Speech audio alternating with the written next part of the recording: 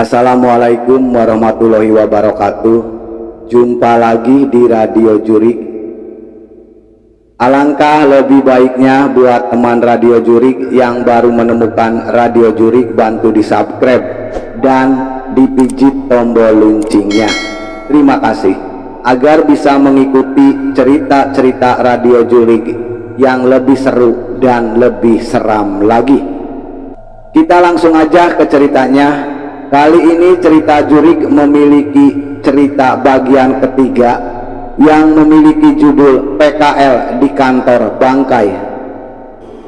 Kita langsung aja ke ceritanya. Selamat mendengarkan. PKL di Kantor Bangkai yang memiliki cerita sesajen di bawah tangga. Pak Fitri bukanlah orang yang percaya dengan hal gaib atau mistis, tetapi bekerja di kantor ini membuka matanya tentang banyak hal seperti itu.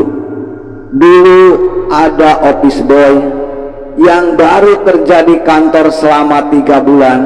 Gara-gara dia, Pak Fitri mulai hati-hati sama hal mistis tersebut.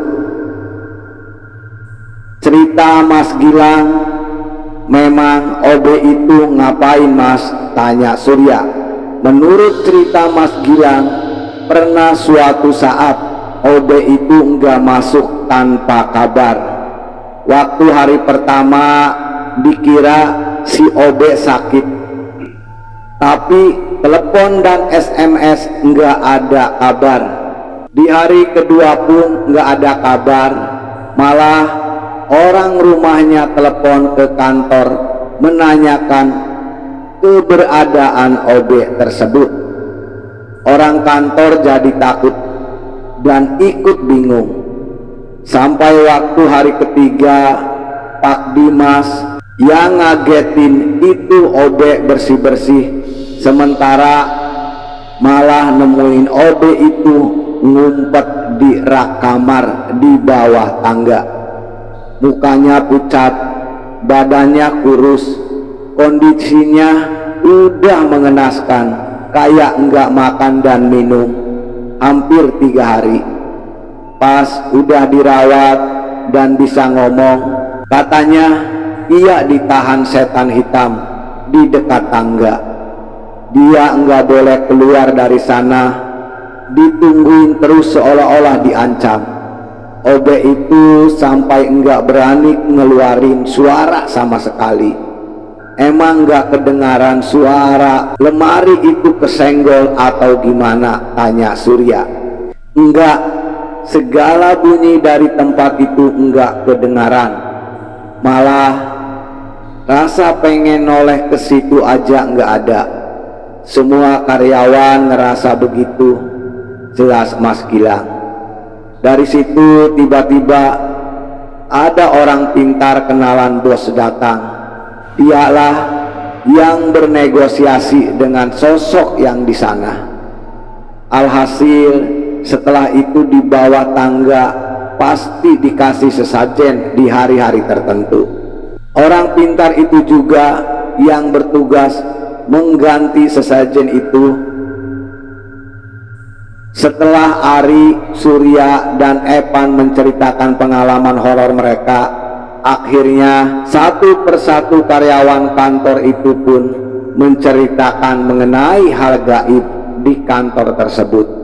Sial, suatu ketika Surya saat itu sedang membantu untuk membawakan barang dari lantai 2 untuk dimasukkan dalam mobil box.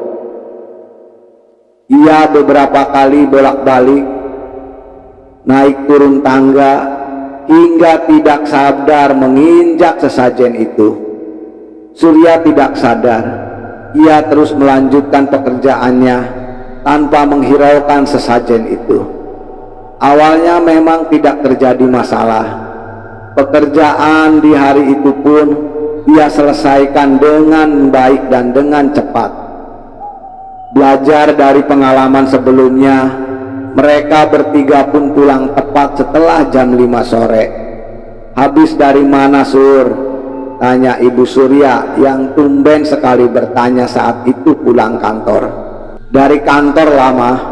Tumben nanya balasnya. Ya udah mandi sana. Jarang-jarang kamu pulang bau begitu, balas ibunya lagi. Surya mencium aroma tubuhnya, namun ia tidak merasa ada yang aneh. Ia menganggap mungkin ibunya mengeluhkan tentang bau keringatnya selama perjalanan. Tak banyak aktivitas yang Surya lakukan setelah pulang ke rumah. Tepat jam 9 malam pun ia sudah tertidur agar besok pagi bisa bangun tepat waktu.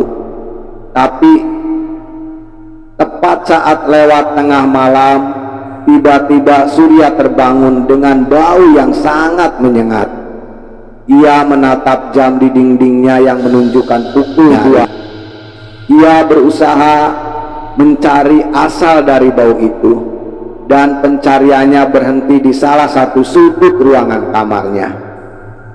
Ada sosok perempuan berdiri di sana. Bajunya seperti bekas terbakar, tangannya menggantung sebelah dengan daging yang terkoyak-koyak. Rambutnya menjuntai hingga ke pinggang dan tersenyum dengan mulutnya yang penuh luka. Surya tak mampu berkata-kata melihat sosok itu. Tubuhnya panas dingin dan pucat seketika. Apalagi saat ia melihat wajah di mana mata dan makhluk itu tidak ada, matanya rata, melainkan sudah rusak tak berbentuk hingga tidak terlihat wujudnya. Sontak Surya pun lari dari kamar dan menghampiri orang tuanya. Saat orang tuanya mengecek, mereka tidak melihat apa-apa. Tapi setiap Surya menoleh ke sudut itu sendiri, ia selalu ada. Besoknya Surya pun demam. Beruntung orang tua Surya tidak kolot dengan hal seperti ini. Ada teman ayahnya yang mengerti dan diajak di rumah untuk melihat kondisi Surya. Dan benar saja, ia menceritakan keberadaan sosok seperti yang diceritakan Surya. Kamu sudah ngerusak ubur rampe buat dia, Sur, kata Pak Kusni, orang pintar kenalan Bapak Surya. Saya nggak sadar, Pak. Terus gimana? Tanya Surya. Beruntung yang ikut mbaknya, kalau yang ikut jagoannya, saya juga bingung nolongnya, jelas Pak Kusni. Ucap Pak Kusni mengingatkan Surya akan cerita obek yang ditahan makhluk setan hitam dekat tangga. Ia menangkap jangan-jangan itulah sosok jagoan yang dimaksud oleh Pak Kusni.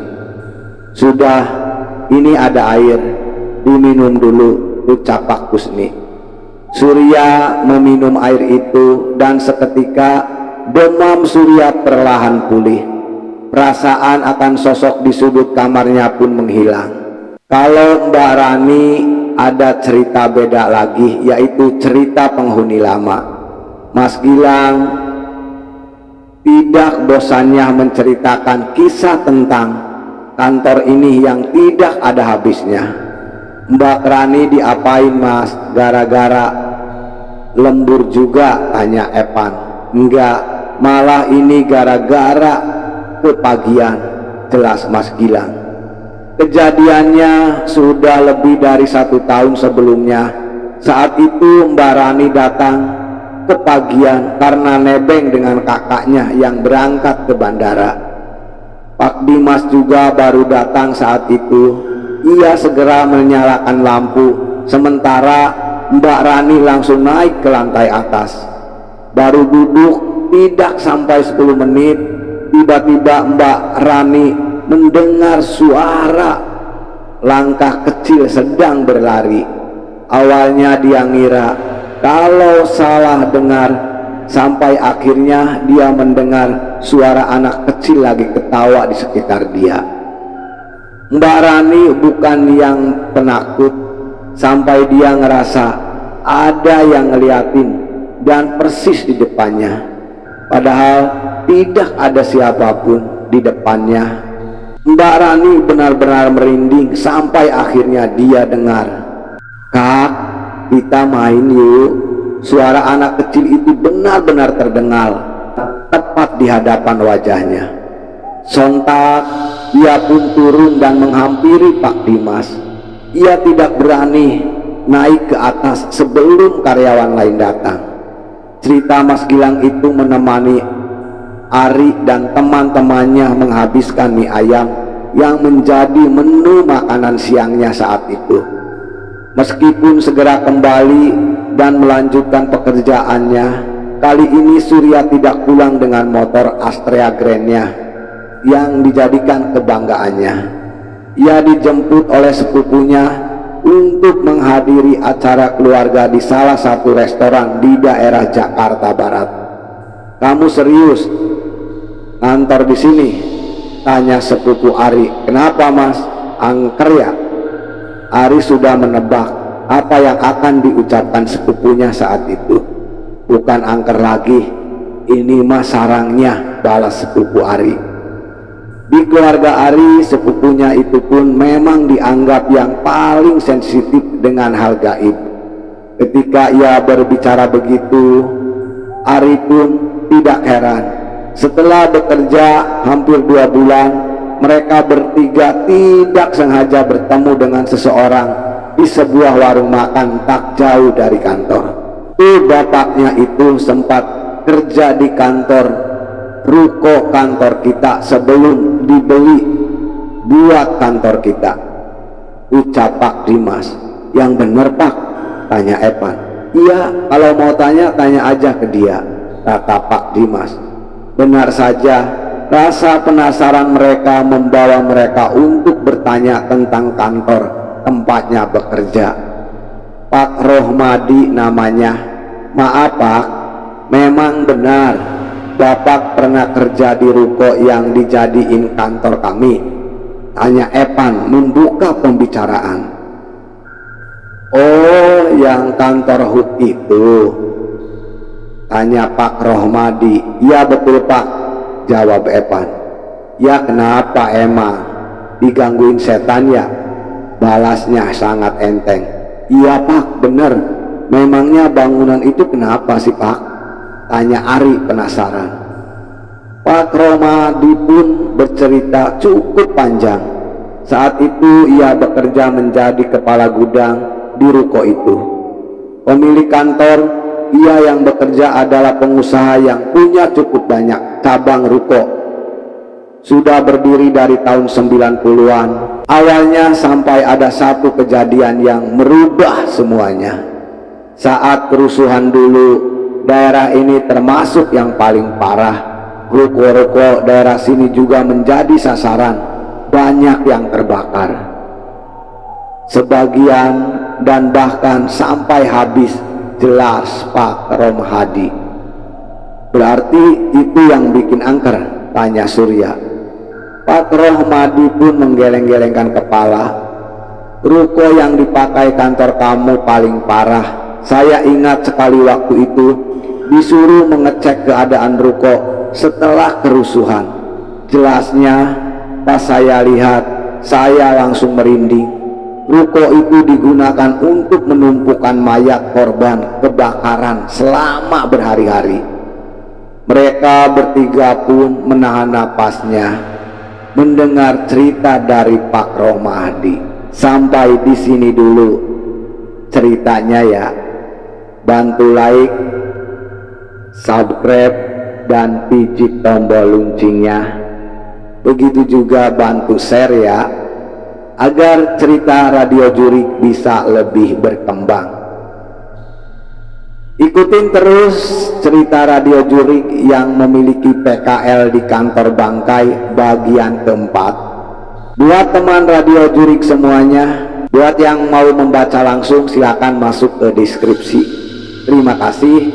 Buat teman Radio Jurik, alangkah lebih baiknya buat teman Radio Jurik sebelum meninggalkan Radio Jurik bantu di subscribe dan dipijit tombol loncengnya. Terima kasih.